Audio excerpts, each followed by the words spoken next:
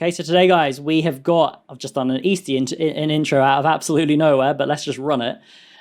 We are joined again on the channel with Peter Clark. Maybe the last time you guys saw us on a video, I was getting my game ripped apart.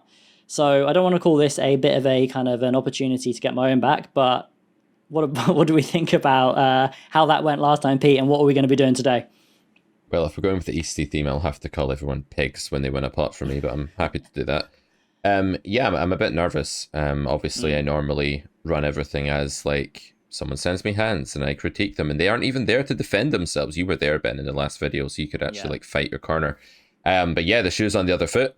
But I'm excited. I'm really looking forward to getting your input. I value your input as a coach and a player.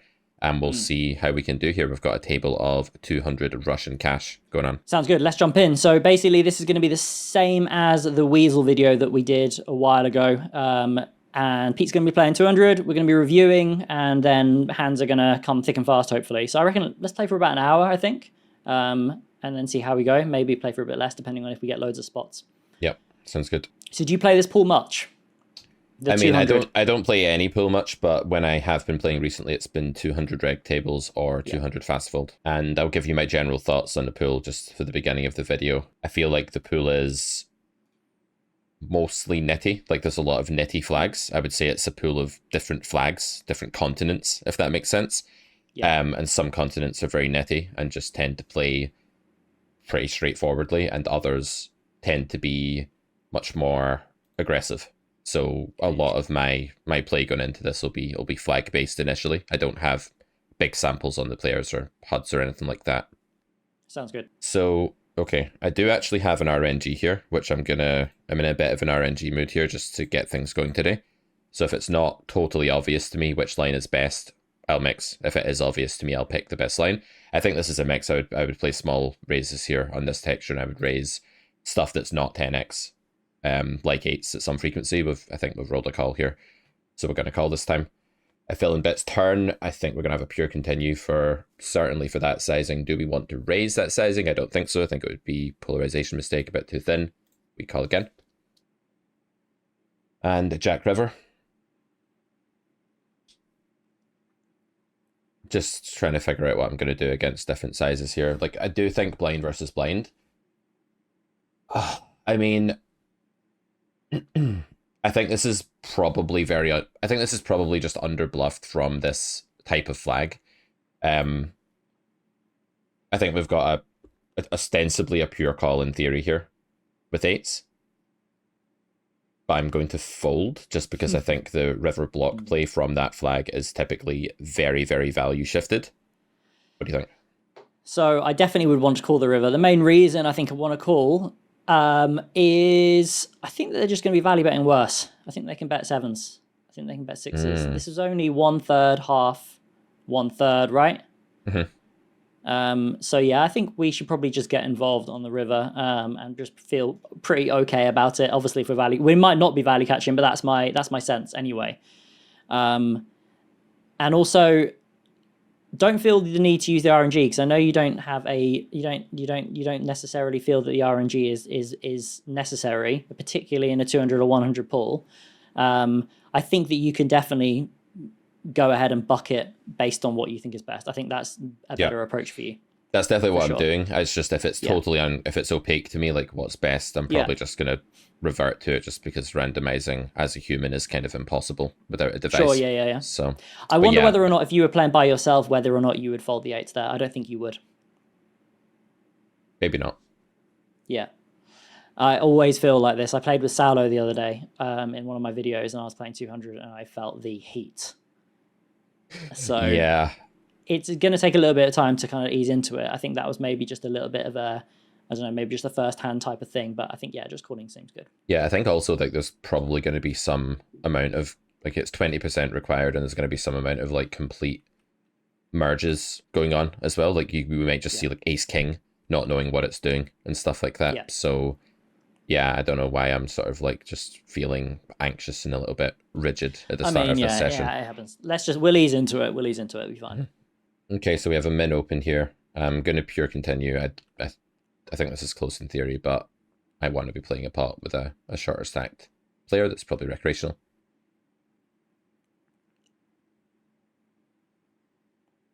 My default strategy on turn is just to play extremely big or check on king. They go for small here. This is a really weird spot.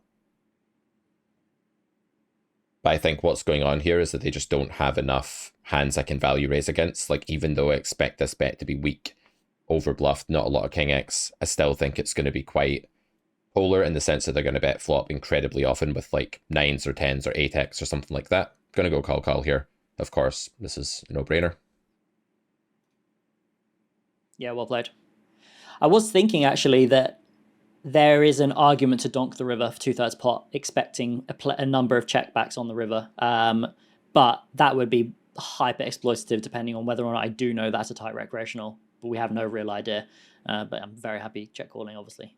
I think the problem with that line for me is that I just don't think there's a large array of combos that are worse than top pair, but also have much showdown value, because I do just think people auto bet low boards, like especially recreationals with short stacks, with any like pair, any top pair, any second pair. I just think the bet frequency is like very, very high. The checking range is really underprotected.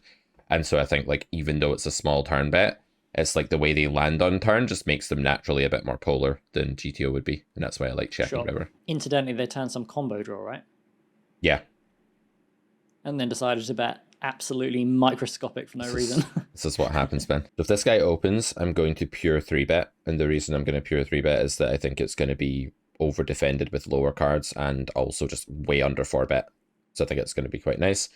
I think King Jack's just a bit too much in the middle in position blind versus blind for me to want to take that same read, but I don't hate 3-betting this spot. It's much closer to a 3-bet than normal, I think. I will not be folding flop to 1/3. People are way over 1/3ing. I think we're just kind of bang in the middle here. I don't think this hand has much utility in betting, so I'm going to check. If they check turn, I'm very interested in the line of just going bomb and just turning my hand into a bluff and folding out a shit ton of ace high as an exploit. And against this sizing now, I do think this is like a little bit close in theory, but against the bigger turn lead on a texture that's not good for them, I'm just going to fold. Yeah, really like it. Well played. Don't want to start dipping into this on the flop. I think I wouldn't mind 3-betting versus the button for the reasons you said. Big blind versus small blind, I think I would just always call until I have reason to do otherwise.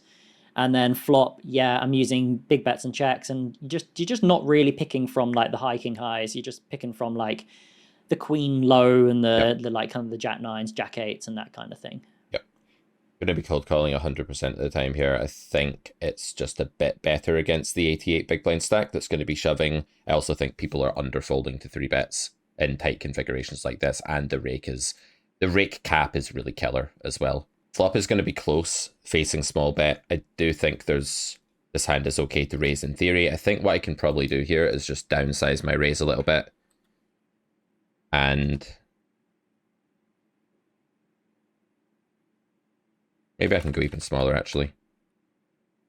And the idea here is that there's going to be some inelasticity with the weaker player here between raise sizes. They're probably at some frequency betting bigger with the top of their range as well. So what's a mix probably becomes a pure raise, especially if I just size it down a bit. Yeah, I really like that as an adjustment. This is something you just want to do so much with people who are just like snap betting on these boards that probably do need a little bit more thought and consideration. So yeah, I think raising, pure bucketing, because you can't call your combo ever. And I think folding just seems like just a bad option in this spot versus what seems to be a range bet. So yeah. I think raising it always is the right way to go there. Yep.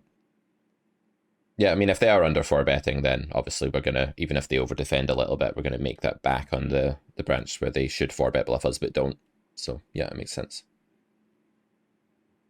Okay, 3-bet pot with ace queen, 10-8 deuce. I'm going to be playing a lot of bet on this board. I think I'm just going to pure bet because I don't think people are going to do a good job of defending here. And I think it's close to a pure bet in theory anyway. And we have another one of these flags. I always forget what that flag is, but it's not one of the ones that I consider like an aggro player. Taiwan, I think. Right. This is a really bad turn card for our range and for our hand. We also have the ace of spades, which blocks like the stuff that floats flop, folds turn. This is just a very clear check, I think. And ace of diamonds on the river. If villain goes big here, I'm probably just going to exploit fold because they have a million value combos. They've filtered on flop by calling B60. I don't think this is a spot where bluff catching makes any sense. The question is, can we be value beating? And I think the answer is no. We block queen jack, we block ace. Okay, the ace of spades is now like not such a bad card. Yeah, I just honestly don't think this spot is bluffed enough. I'm just gonna exploit fold. Yeah, I think as like a really, really good discipline fold, actually, in this configuration. Because like OP needs to start turning bluffs like with pocket sevens and pocket sixes with a heart hit. And I actually do not see this happening in the 200 Russian cash pool. I think even in theory, I don't think your value catch. I think it's really, really, really close. Really, really, really close. I think it's like, I think OOP probably the worst hand they bet is ace king for 2/3 pot, actually. So I am very, very happy folding on the river there. Yeah, I'm going to mix here. Yeah. This is one of the rare mixes I'm going to make because this is a reg, not someone I'm bothered about isolating. If this was a weaker player, I'm pure 3-betting this spot. Here we did roll. Yeah, no, I agree. I think it's like one of these spots where like a lot of the people I teach, the reason they get stuck is that they're not willing to just ask themselves, what's my actual win percentage? Like, not how good is my hand, not how far up my own range am I, not how much of my range am I folding if I fold this, but like, what is my actual equity against this range? What is villain actually doing? And just being super honest about that. With the ace jack suited, can you tell me the reason you called? Yeah, as I said, I rolled it because I had a regular who was opening, and I just mixed cold call and 3-bet in that spot. Okay. I think what you should do there is you should probably only cold call if you have recreationals behind, because I believe that you are going to have quite a significant skill edge versus these regs, and that you can make arguments for then calling ace jack suited, but like, I think you're like, there's a very clear non-EV loss between cold calling and 3-betting always, right? Mm-hmm. I just do feel that you're going to be winning more money as an in-position 3-better in this situation than a cold caller, particularly when you are letting in other people behind, you're going multi-way, opening up the opportunity for squeezes, you're very capped. So I think for all those reasons, I would just stick to a 3-bet fold strategy unless there's a recreational behind. Yeah, my pushback there is just like most of those things are already inbuilt into GTO, yet GTO still mixes, but I do agree with you that like the edge is probably bigger in the 3-bet pot, so I'm inclined to think you're right about that. I'm going to 3-bet this time with 10-9 here. This is another mix just because it's a reg opening hijack, and I think I just have a clear mix here. I'm also, very... you could make... Go on. I was just going to say, I am very opposed to like using the RNG as a crutch or a cop-out, but I like to use it when I'm just like very sure that I couldn't really tell easily what's better. But maybe I'm not trying hard enough in some spots, like with the ace jack. I think you made a good point there. The thing is with the ace jack is that like you could make arguments against what I'm saying by saying that like people under squeeze, people under protect when they go heads up to the flop. There are loads of other arguments you can make, so we don't really know for sure. It's a big old game tree, but I think that what you're saying is right, that like the edge is likely to just be more pure in that 3-bet pot where their job is harder, basically. Yeah. Okay. I am going to block the turn, and the reason for that is that I think this side of the pool is likely to possibly underbluff if I check. But I don't feel strongly about this, and I did actually click on the RNG here because I think both block and check are okay. On the river, the idea of check call here doesn't seem appealing. What is our hand worth? I think it's debatable whether it's worth anything here, but I do think it's I do think it's worth something. I'm going to use the very small block bet. I think it's now a bit thin to be 33 this node, and I think they've just hit a bunch of second pair on river with like their king 10, king queen combos. They can still call a jack to that sizing. You just need to keep the sizing down, I think. So we see bet flop 1/3 pot, block the turn, block the river, is that correct? Yeah. So how do we feel about approaching this with like a one-sizing approach on the turn and using just overbet check and then having a bunch of checks? I know you said that you don't feel that they don't protect enough on the turn. You think that is that great of a difference that you would never ever want to do it? I feel terrible about handcuffing myself for what I consider not much reason, I guess, because I think on the turn, like block, like the way I see poker, right, is that the toolkit in GTO contains blocks and overbets, And if we have no exploitative gain ever by using block, then there's absolutely no reason not to simplify to just overbets. However, if we're against a weak pool where we might sometimes want to use our theory understanding that both are viable as the baseline and then say, let's extrapolate from there and say they might underbluff, they might actually miss these river blunder theorem bluffs, as we call them, where like they're meant to bluff a lot there with all kinds of hands on turn when checked to, but they might just play and they might under raise against block, then I feel a bit silly about saying I'm going to put my own simplicity before being able to exploit the pool. Like, that doesn't sit right with me, and that's why I would still like to have block as an option. But I hear what you're saying against a strong player or something. I think simplifying makes some sense. Yeah, sure. It's actually, I'm asking quite simply for the fact so then people who are watching get a bit of an idea as to why you might do that, because a lot of people might approach that as an overbet check, and I know in 1KNL I would approach that as overbet or check. However, in this pool versus players that we don't know, and not only that we don't know, that we can assume are playing too weakly, and who will not stab enough, then I think it's pretty clear that using a small sizing could, and I'm not 100% sure, could be making similar or more or way more EV. Right. And I don't feel taxed by doing that. I don't feel like that places any burden on me to just like consider it. It's pretty second nature for me to consider it. But I do agree, like if you're teaching a student or something and they don't really understand that spot very well yet or something, then just telling them to start with a more default simple approach makes a lot of sense. I think simplifying has a time and a place. I do think it's overused in general in poker, but I'm feeling very preachy this morning and just like I want to like rant. This is how I generally feel at this time of day. Want to right the problems of the world, of the poker world, you know. I'm going to play big bet check here. I do usually want to big bet this hand. In fact, I'm going to deviate to just always big betting this hand against this small blind flatter. I think it's just better to pile money into the pot against a recreational player with a lot of equity and a lot of implieds. I nearly rolled that and I was like, Pete, what the hell are you doing, man? Just bet. You can't have it both ways. You can't roll and then decide to exploitatively block the turn in a clear, if they're using one size overbet spot. You got to pick your poison, Pete. You can roll and then like be like, why did I roll? I'm going to ignore the number. That's a good move of mine. Roll and then be like, nah, I don't like that number. I'm going to do what I want to do. Sometimes you need to roll to realize that actually you don't want to listen to the roll. Right. I'm just going to pure check this combo. I think it plays really nicely as a check with big brute force showdown value, jack of diamonds. I do think bet small is quite good as well, though. This guy's 42. I'm going to give him a bit of a chance to just lead random shit. Rolling turn. River. What do we want to do if he checks river? I think I want to bluff. I have some showdown, but he's actually tanking, though. I think I want to raise. I'm going to raise. What sizing do I want to raise? I'm going to go. I do think that, like, you don't have to go as big in these spots as you might think, because they're probably just interpreting raise as raise, and, you know, going 18 here doesn't really make much sense to me when I could just go 15. Maybe I could go even smaller. I think, it would be a criminal offense not to raise the river versus the sizing, for sure. So I'm really glad that you did that. In terms of the sizing, I'm not sure I 100% agree. I think there is an elasticity versus the sizing. But I also wouldn't go absolutely massive. But I think smaller would be too small, because like you do really, really want them to fold a straight. So making like 23, 24, 25 big blinds, that will happen sometimes. Whereas if you make it 15, that's never, ever, ever going to happen.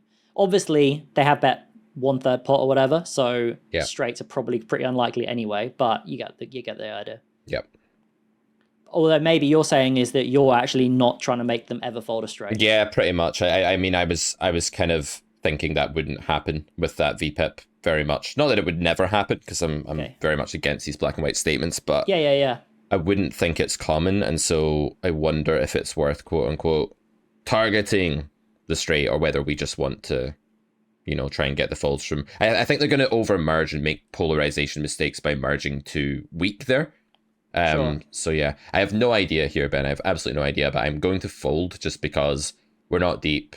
The hand is horrible. I think it's an underbluff spot. This could also be a recreational player. Yeah, I'm not going to peel this. Yeah, definitely don't call that hand in that configuration for sure. Too loose. What I would say about, let's take it to an extreme example, the ace jack hand. If what you're saying is the case, then what about like just shoving the river?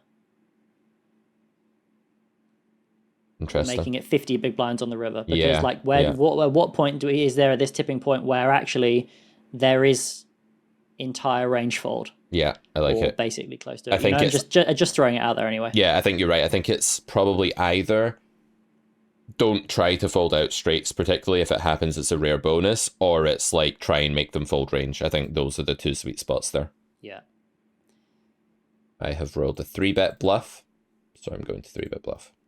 Oh, no one in the 200 Zoom pool has seen this in a while. The good old blocker offsuit wheel draw.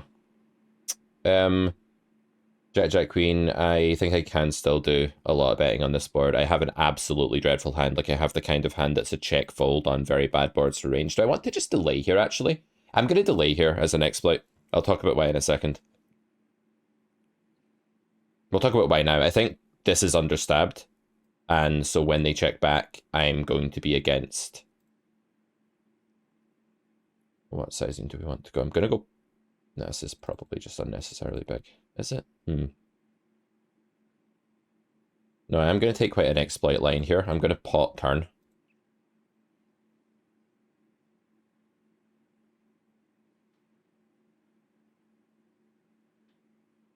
I think one thing that happens in this pool is that you pot turn. Okay, what's actually happening here? I felt like the pocket pair region was going to overfold. I think their range is just a bit too strong on this node now on the diamond. It's possible we fold out a bunch of queen if we shove, but I think this is a give up. The reason I potted turn is I just feel that they're very pocket pair heavy now. Like, they're just very capped. They're just going to be betting Jack X draws and Queen X for the most part. And it's also why I embarked on the delay line in the first place rather than just c-betting. I'm just trying to find the best way to get transparency here. I don't know if this is right, though. I'm not too sure. And I wonder what you think. It's an interesting spot. I would definitely range bet the flop. And I think the reason I would range bet the flop is not because I don't think delaying is going to work. It's more that actually I think you gain a decent amount of transparency by range betting the flop anyway.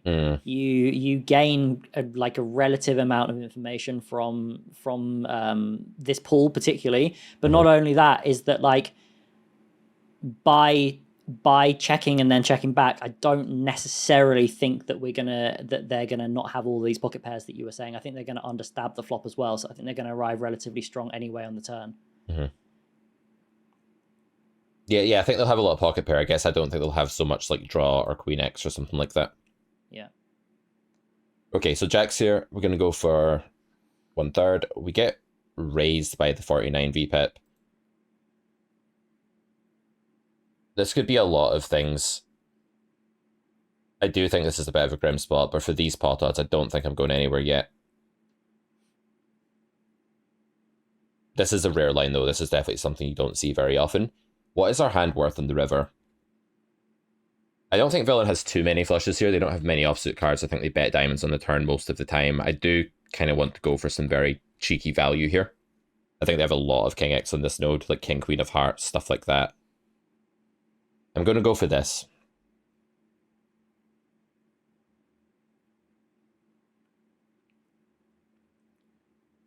Yeah, well played. For sure, well played.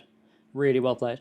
I think most people would fold the flop there, but when you go small and when recreationals raise small, it's like one of the most overbluffed lines from recreationals, which is like weird to think, but it's just like a strange anomaly / reality.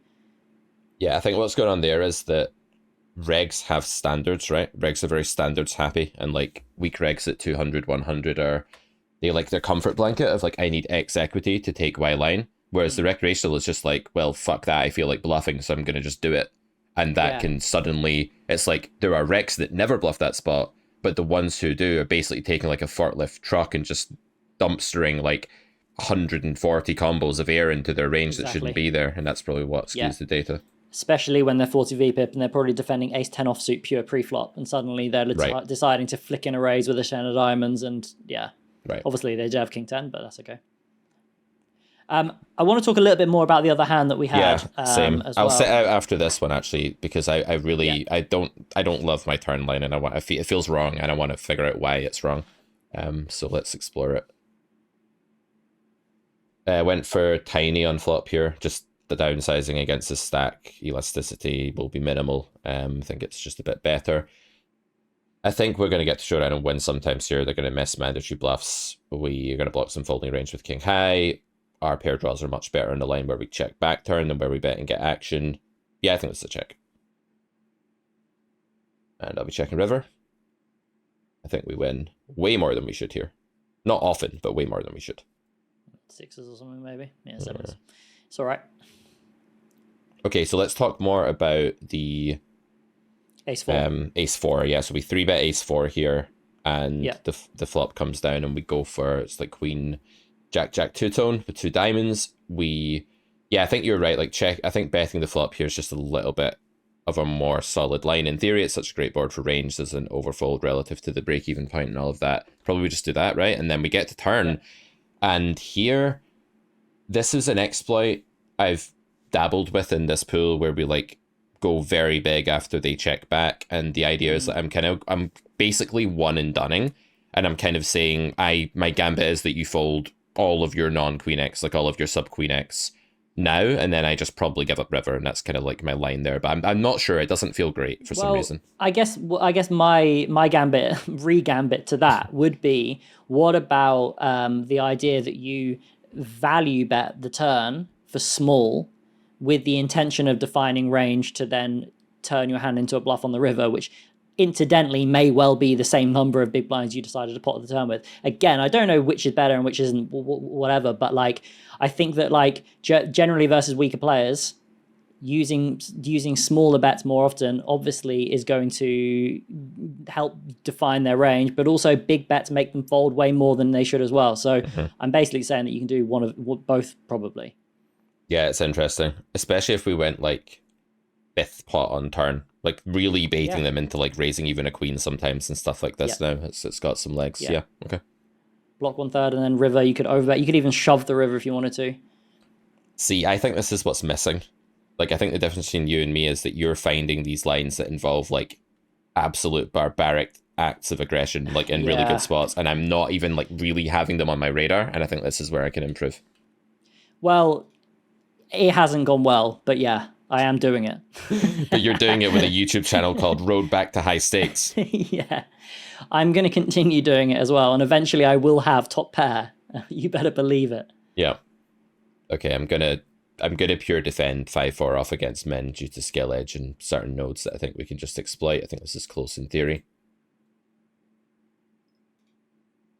Going to go with raise again. I think this is the sort of hand you want to bluff raise in this board. I think they're lazily just range betting here too often. And again, just like keeping it small is gonna do well. We'll get some folds here from hands that really shouldn't be folding as well. Filling calls, the 9 turn is pretty bad. I think we're raising more 5x than 9x here. Flushes 5x, some queen plus spade bluffs. I'm gonna pure check this hand. I don't see why I would ever bet. Villain goes small, and because I think they've overfolded flop, I think we're just dead a lot here. I'm just gonna fold the turn. I think it's already indifferent in theory, probably, and I'm just gonna fold. Only thing I don't like here is that I don't want to do this versus the half pot on the flop or the B60 or whatever it was. It was 2 big blinds into 4.5 blinds. I just don't want to mess around with like somebody who's distinctly choosing to go half pot nearly on a monotone flop. I'm just gonna fold the flop. Yeah, okay. I'm that's interesting because I'm kind of bucketing that with like it being an auto 1/3 bet because it was like 2 gray chips or something. My brain did that, but you're right. Like it's definitely different. Yeah. Yeah. I don't think raising. I play your hand exactly the same versus 1 big blind or like 25% pot actually. At least some of the time, but yeah, not when they go half. I think like my main thing with my game, just for anyone that doesn't see me play a lot, is that finding the right thing to do with 6 seconds is something I'm bad at and rusty at. And like more what we do in my channel is like you have 3 minutes to sit and do an analysis, right? And that's where I feel comfortable. It's where I feel like in my element. And this is where I get tested because it's like, okay, getting older, not really in the fray that much these days. It's like, can I get to the right thought in 6 seconds, you know? Yeah. Whereas with poker, other poker players, like sometimes their end game is really sharp and the intuitions are great, And then when they come to articulate over 3 minutes, they actually go wrong. It's really funny. Like, it's the opposite. So I'm definitely more in that camp for sure. Right. Without a doubt. That's why I've never done coaching. Interesting. So I think you can range bet this. I think you can also build a checking range. I don't feel that strongly about this spot. I am going to pure check kings specifically on the turn. I think you can bet turn with 2/3 pot or whatever with like jacks and stuff here. They're a bit more cleaning up, but I think kings is going to be a pure check. I do expect to lose here an alarming amount of the time, but they can overbluff. If they are bluffing, it's a very easy call, because if they are bluffing, they're overbluffing, and they may be valuing a jack sometimes here, like queen jack or something. So good call. Yeah, well played. Easy call. Wow. See, I didn't. Yeah. Wow. Well, flop is a fold for sure, right? I mean. Well, it could be a raise sometimes, I guess, but like it seems like a loose defend for sure. Versus cutoff, but versus button versus like 25%, I'm sure it's in there, but yeah, that's pretty loose. I didn't level myself into folding that time, like in the first hand of the video. Yeah. I think that's, you rightly identified pot odds as opposed to the first one where for some reason you just forgot what pot odds were. I'm going to squeeze here. 75 VPIP cold color is very enticing. This guy's going to want to defend. He's actually a reg despite the 30 VPIP. I think that's sample. I know, Ankaz. I played about 500,000 hands of 500 Zoom with this guy. Lovely. I'm going to check and just do a lot of check in this spot. Generally, weaker player's going to reopen a ton anyway. Ankaz checks very quickly here, which is interesting. We do have absolutely nothing, and there are 2 opponents, and there are 3 hearts, and there are 3 medium cards, so I don't think I'm allowed to do anything, but I am a little bit, like, curious.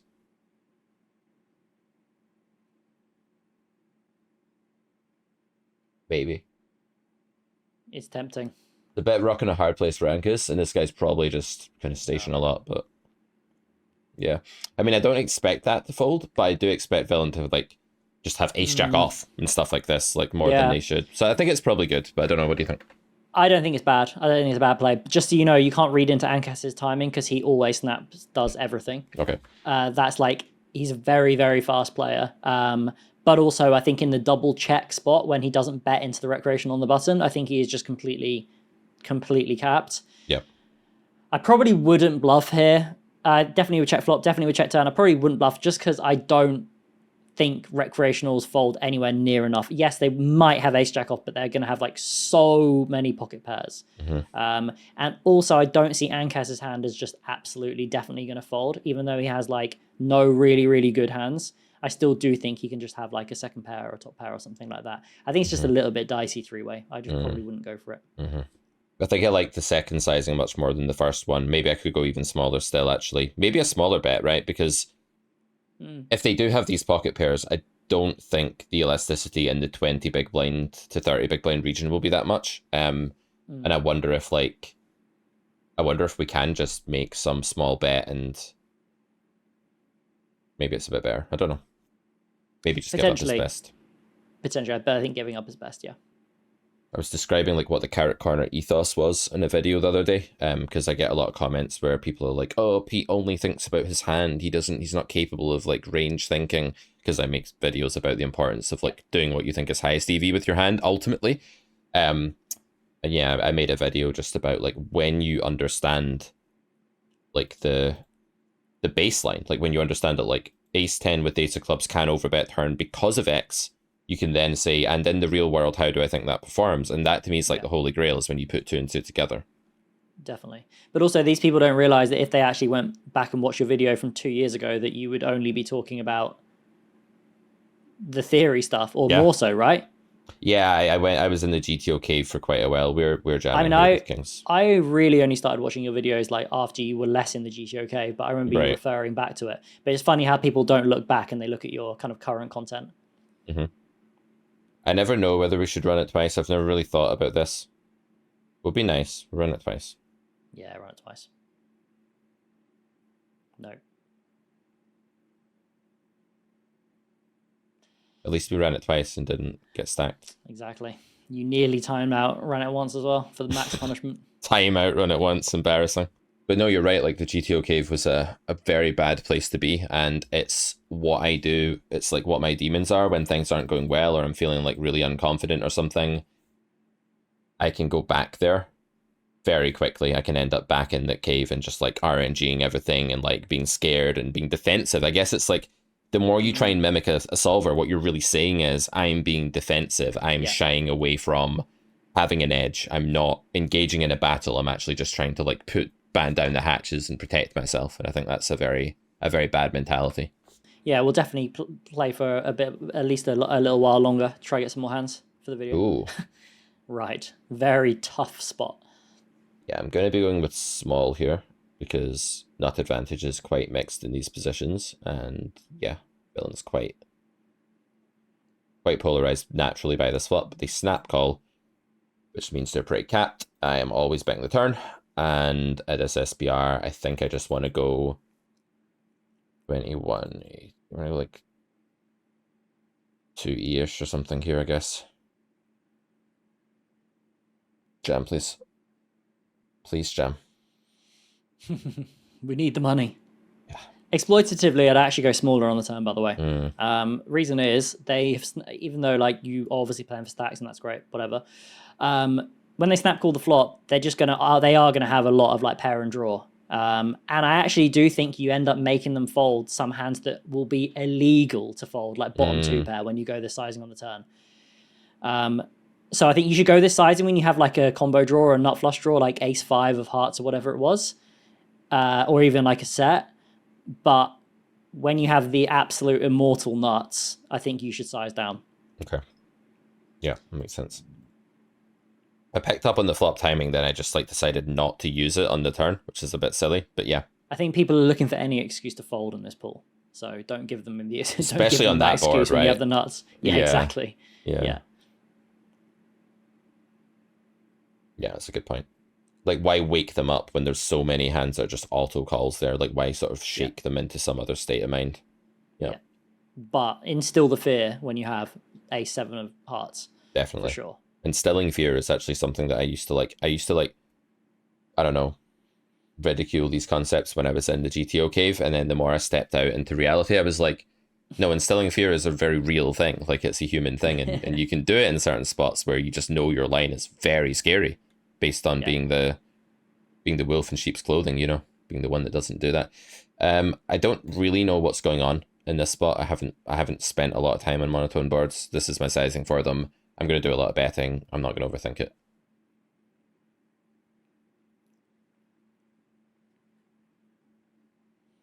Being raised here really sucks against this pool. But the Dutch flag is a bit more...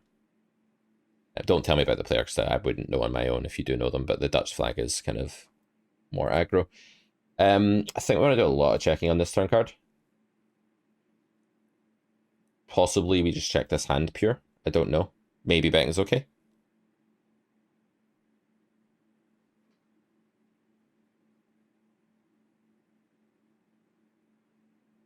I think there's a bit too, it's too easy to overbluff with like one heart, king 10 combos, ace 10 combos, stuff like this. Yeah, I'm going to call. I really don't love this at all, but yeah, again, definitely cool. Well played. Yeah. Okay, we're going to be 3-betting this one. But that's why it was good that you found the 5-4 earlier. Although, as we said, against the wrong sizing, maybe not so. Yeah, but I mean, like, finding that raise is like good, really good.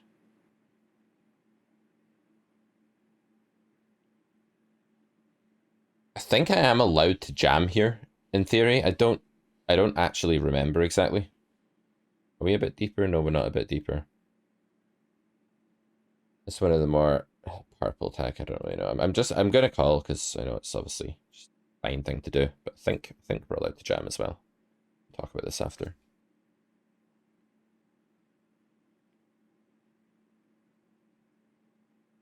I don't think we'd be folding flop here. How much raise would we want to play? Yeah, this is a spot I am very bad at. I don't know what's going on in this spot at all, really. I think I can probably raise, but not very often. Like, I'm probably just supposed to call. It strikes me as a bit better for our range. Like, we're going to have some ace-5, 4-5 stuff that they don't have as much. I actually don't know that I'm allowed to reopen this combo at this SPR. It feels like I'm possibly not. Checking can't be bad, so I'm going to check. I'm kind of playing survival here because I don't know what's going on, so I'm just doing things that I don't think can be bad. don't think there's much we can do here. It's not even clear that we beat all bluffs. Yeah, I'm not sure if I'm allowed to reopen What an interesting hand that is. Yeah. There's so many points to discuss here. Okay, let's set okay, yeah, maybe set out, yeah. First and foremost, 5-betting pre-flop. Don't think you do it with king queen. I think you do it with ace queen. You can do it with ace queen offsuit as well. I'll let you play this hand. It's always a hand. You did just say this is the texture that we bet a bit bigger on. I don't think it actually matters against the fish though. So I'm going to actually stick with my 1 big blind here against the fish with this hand. And just be betting turn pure. I think it's just a better play without needing to size too big. What's your timing going to be on the river, sir? Oh, snap pot. I guess we have to fold. I mean, yeah, this just seems insanely undered. Insanely. Yeah, I think I would fold as well. So the king queen, yeah, I think I would always call pre-flop. Standard stuff. On the flop, I think the raises are going to come from quite unintuitive ones. I think the raises are going to come from hands like ace 10 of hearts, like the absolute nothing combos. Yeah. With like the blocked aces and like unblocks and bet folds from like, I don't know, like a king jack offsuit with like a backdoor flush draw, or like double pretender backdoor flush draws or something like that. Now on the turn, I'm pretty sure in theory, you're going to be checking a decent amount. And the reason for that is I think out of position is meant to be 4-betting hands like 6-5 suited, like a decent amount of the time, like probably like half the time, right? Something like that. I don't know exactly what it is. So I think intuitively a lot of people, I think maybe you were kind of umming about this, you wanted to kind of just like range bet the turn for small. And you probably do have a wealth of low cards here that probably allows you to bet pretty frequently, but I definitely don't think it's going to be always. And I think your combo exactly makes a pretty clear check, I would say. The other thing I was thinking was maybe you want to have turn shove. Yeah, I was considering that. Mm-hmm. And that's almost built entirely around flush draws. But I don't think turn shove is going to be a thing because the other thing is I think out of position probably just pure shoves aces and kings and queens and jacks on the turn. So it's a really, really cooked spot is what I'm saying. As played, I think calling flop was fine. I would never raise your hand on the flop. Calling the check in turn was okay. I think betting turn would also be okay, but I probably would lean towards check and then river obviously fold. Yeah, so my other thought on turn was I just know I'm never constructing shove on turn unless I have exactly king queen of diamonds or something. Like I'm being self-conscious. It's like main character syndrome. I'm like, I know I only ever have a flush draw when I jam this turn because why would I jam against a range that's checking most of the time, is protecting and is check jamming a lot as well, right? And it's a low SPR where I don't have to rush pot growth. Even if I do have a straight, there's no reason why I can't just bet fifth pot. So I just eliminated jam as an option and figured that reopening just had to be awful. The reason I almost bet the turn, I'm glad I didn't, was the voice in my head that goes, "You'll be weak if you don't bet, Pete. You'll be weak in front of Benabad beating his audience and you'll appear as a weak fish," or something like that. I was like, shut up, this is just not a reopen, right? So eventually there's also nothing that shows weakness more than you having to then bet and then get shoved on and then have to piss away all your equity that you had. It's nonsense, but I want to be honest about my mental game demons when they come up, so the audience knows what's going on. But yeah, interesting spot. So that makes perfect sense on the flop where, because it's a low SBR, everything's inverted and it's hyperpolar, and the hopeless stuff is the raise fold and the other stuff is the call. I think you're right. Disclaimer is I might actually be completely wrong there, but that's how I would approach the spot. I think you have to be right because there's just a lot of jam happening against raise on flop there. That's the main mode of defense for kings, queens, jacks, etc. will be jam. So I think you have to be right. Well, I'm not going to be playing jam in position. I'm min raising, right? Raises. I mean out of position will be mainly jamming, like as their mode of defense against raise. Yep. Yeah, and then the only other thing I'd mention about the small blind, two things. Firstly, do you know who the small blind is? My brain's gone completely blank. Is Alan FJ Poker? No. He's a YouTuber as well. Okay. So, and also I think it should be half pot probably from the small blind. Because it's a board where you're just like dominating. So it makes a lot of sense to be piling in a lot of money. But again, who cares? Going small's fine. Yeah. And we're also just like very live because it's late position. They have tens and jacks a lot, and we're just so live with our suited Broadway backdoor region against that, and it doesn't really make us close to indifferent to bet the sizing he went for. Yeah. Sure. Okay. I'm not going to be 3-betting this. It's just 2 up there. Calling.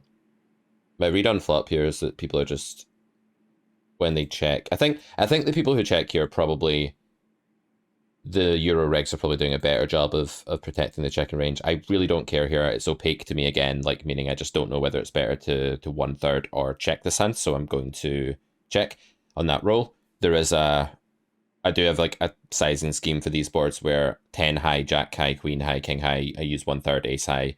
Boards like that I bet big on, and I also bet big on boards like 6-5 deuce and stuff that's like really good for our range where we have a lot of nutty stuff. I think pure continue against overbet is pretty clear. And check. Really interesting to see overbet. Yeah, I was going to say it looks like a hand that wants to overbet. Yeah, I'm curious about the overbet. Flop, I would bet your hand a lot, to be honest with you. I think backdoor flush draw.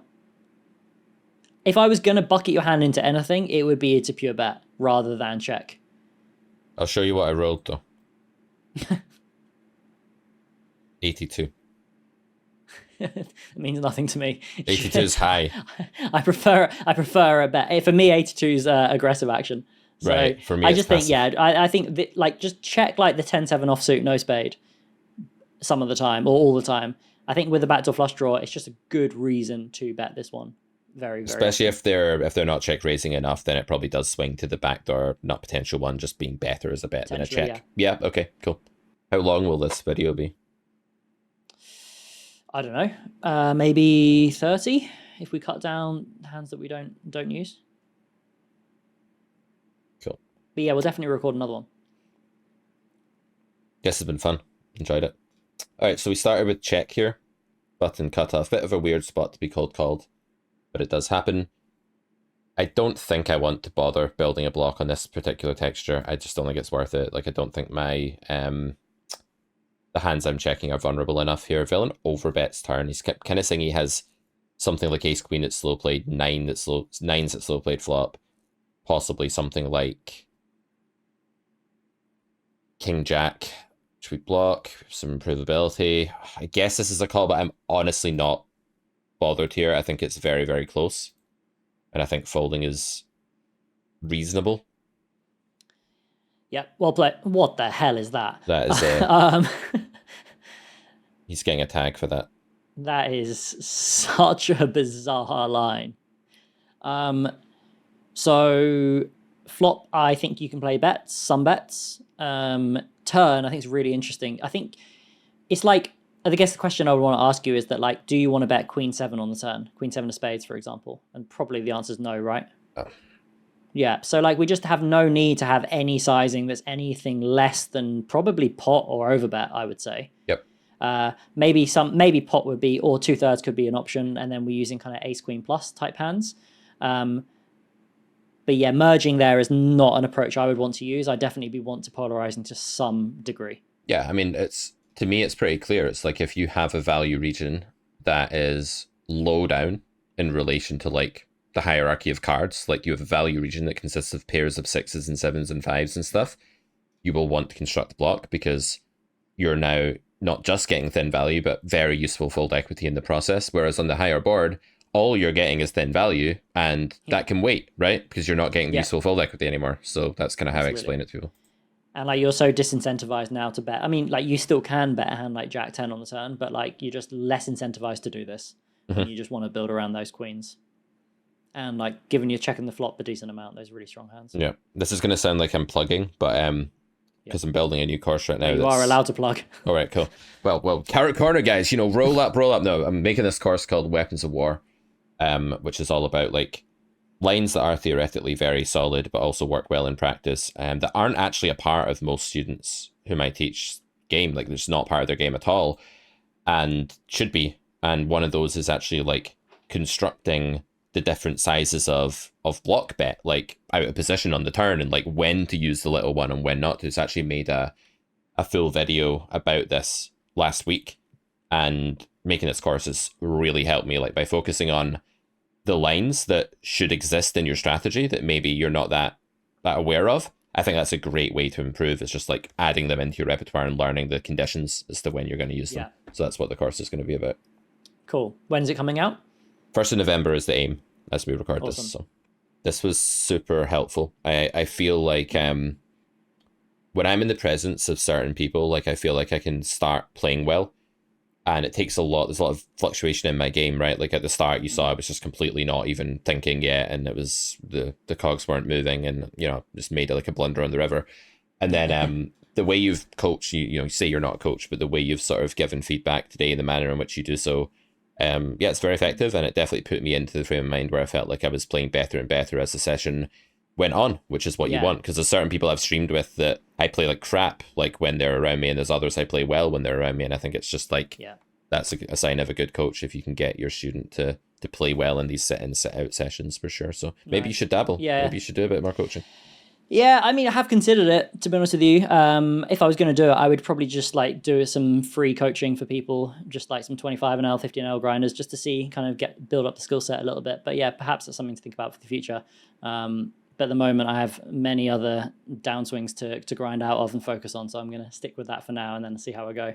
Cool. All right. It's been a pleasure, Ben. Yeah, mate. Thank you so much for coming on again. And guys, I will be sharing Pete's course around probably on Discord. And we're going to make other videos like this on Pete's channel. So definitely do let us know if you want to see more of this type of content. It's really, really fun. It's a good mix up from the normal content that I do. So yeah, thanks for watching. And I guess we'll catch you guys next time. Cheers a lot.